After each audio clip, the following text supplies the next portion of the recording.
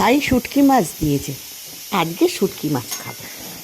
শুটকি মাছগুলোকে কেটে ধুয়ে ভালো করে সিদ্ধ করে নিলাম।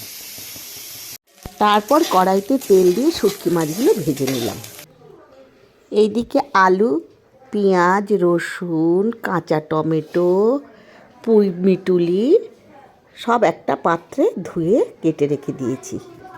পেঁয়াজ রসুন কড়াইয়ের মধ্যে দিয়ে হালকা রান্না করে তার মধ্যে টমেটো, আলু, পুঁই মিটুলি, নুন, হলুদ, লঙ্কা দিয়ে হালকা হালকা করে কড়াইতে থালা চাপা দিয়ে হালকা করে উপরে নোড়া চাপা দিয়ে মজিয়ে মজিয়ে ঢেকে রান্না করতে লাগলাম।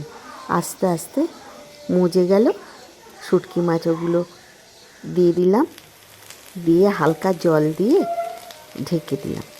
সিদ্ধ হয়ে গেল, নামিয়ে দিলাম। আজকের খাওয়া দারুণ খাওয়া। ধনেপাতা দিলাম ছড়িয়ে। শুটকি মাছ বলে কথা, এর সাথে ভাগ হবে না।